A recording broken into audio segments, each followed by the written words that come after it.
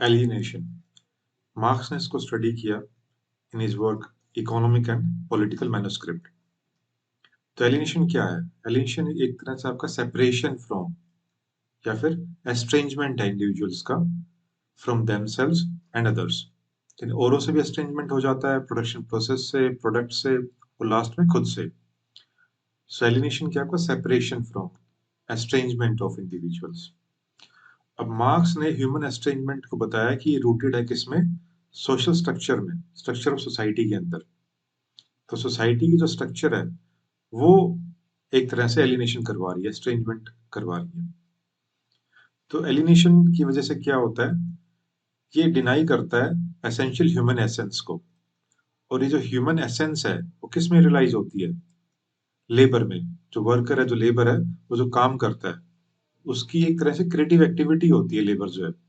और उस creative activity से कोई भी ऑब्जेक्ट या जो कोई भी कमोडिटी, कोई प्रोडक्ट बनाता है, वो एक तरह से एक क्रिएटिविटी है उस लेबर की, और उससे वो आउटसाइड वर्ल्ड को ट्रांसफॉर्म करते हैं। ठीक है, लेकिन इसी चीज से जब वो सेपरेट हो जाते हैं, एस्ट्रेंजमेंट हो जाती है, तो एलिनेशन हो जाता है। तो एक तरह की एलिनेशन आपकी एलिनेशन फ्रॉम द प्रोडक्ट। तो चार तरह के एलिनेशन को हम अलग अलग देखेंगे। तो इसमें क्या ऑब्जेक्टिफिकेशन हो रही है? तो ऑब्जेक्टिफिकेशन में क्या है कि मार्क्स कहता है कि भाई जो ऑब्जेक्ट्स हैं वो एक तरह से ह्यूमन क्रिएटिविटी का होता है पार्ट, लेकिन एक तरह से क्रिएटर से एक तरह से अलग हो जा रहा है वो। ठीक है, अब जो अलग हो जाता है, सेपरेट हो जाता है क्रिएटर से, तो ऑब्जेक्टिफाइड हो गया। तो जो लेबर है, जो वर्कर है, वो अपने प्रोडक्ट में अपने आप को रिकॉग्नाइज नहीं करता है ऐसे टाइम पे। तो प्रोड्यूसर जो है वो डाइवोर्स हो जाता है from the means of production से। और जो डेड लेबर है, डेड लेबर यानी कैपिटल, वो डोमिनेट करती है लिविंग लेबर को यानी वर्कर को।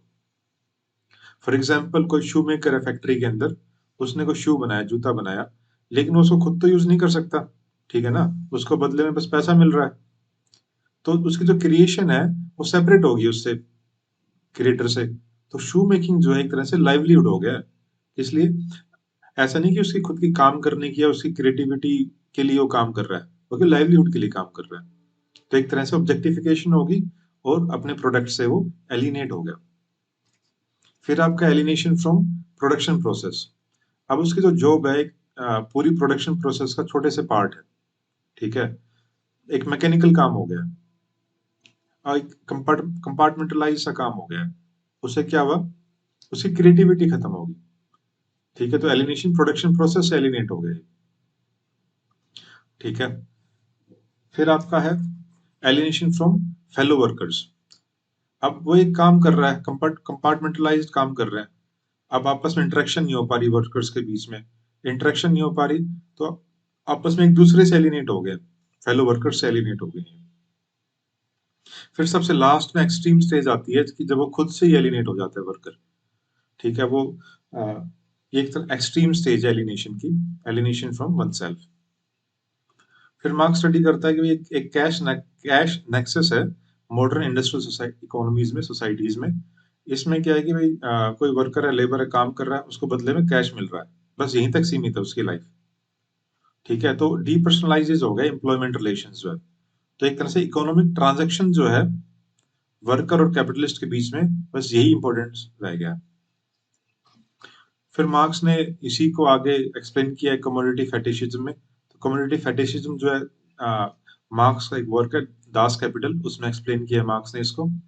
और कमोडिटी फेटिशिज्म के थ्रू जो है alienation in capitalist mode of production को एक्सप्लेन किया गया है।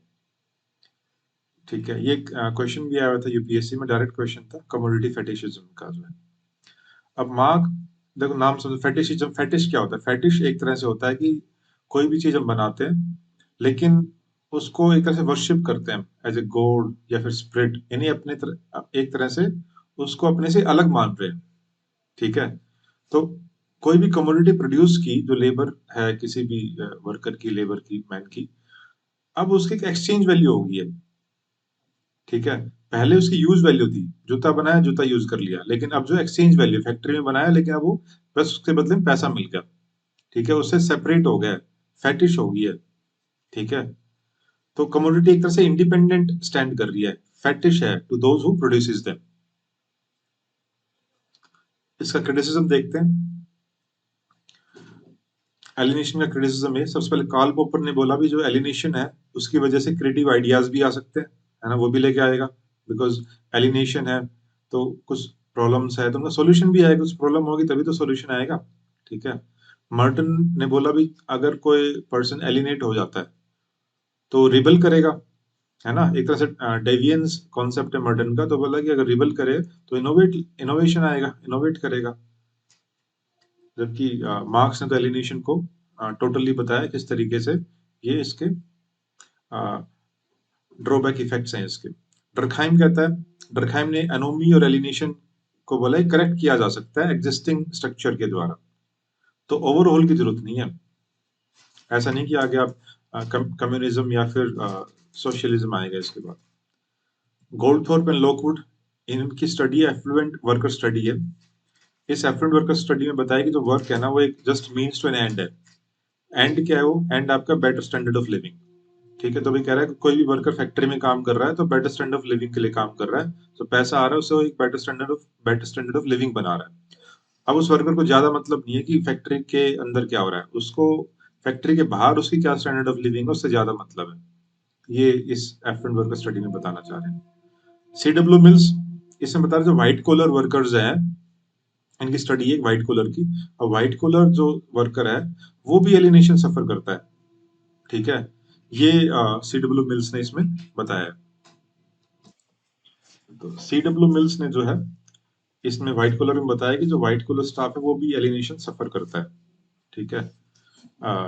जबकि मार्क्स अकॉर्डिंग क्या था, एलिनेशन जो है कैपिटलिस्ट सोसाइटी में प्रोलेटारिएट जो है वो सफर कर रहा है। ठीक है, और फिर वो बोर्जिया को ओवरथ्रो करते हैं। व्हाइट कॉलर्स जो है वो भी सफर करेंगे अकॉर्डिंग टू सीडब्ल्यू मिल्स। तो ये क्या कर रहे हैं, एक तरह फॉल्स पर्सनैलिटी मेंटेन करते हैं। फॉर एग्जाम्पल हॉस्पिटैलिटी इंडस्ट्री है, क्या फेक स्माइल बना के रखते हैं आप। कहीं पर भी एयरलाइंस में जाते हैं, एयर होस्टेस है या फिर किसी होटल्स में जाते हैं, रिसेप्शनिस्ट होते हैं, तो फेक स्माइल रहती है कई बार, चाहे मूड कितना ही खराब हो but they have to smile.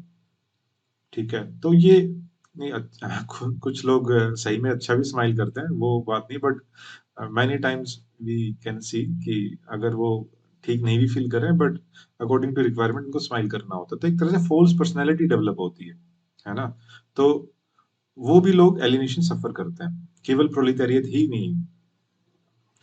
Weber weber ने बताया भी जो ओवर ब्यूरोक्रेटाइजेशन है सोसाइटी के अंदर, है ना, बहुत ज्यादा ब्यूरोक्रेटाइजेशन आ गया, बहुत ज्यादा रूल्स रेगुलेशन आ गए, बिल्कुल, है ना, ऐसा कर दिया काम, तो वहां पे उससे भी क्या होगा, एलिनेशन हो जाएगा।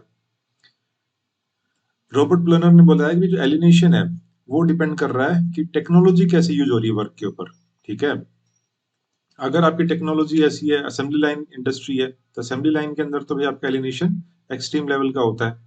लेकिन अगर आपकी टेक्नोलॉजी और डिफरेंट तरह की है तो एलिनेशन अलग तरीके से होगा, ज्यादा होगा या कम होगा, तो एलिनेशन डिपेंड करेगा टेक्नोलॉजी यूज एट वर्क इसके ऊपर।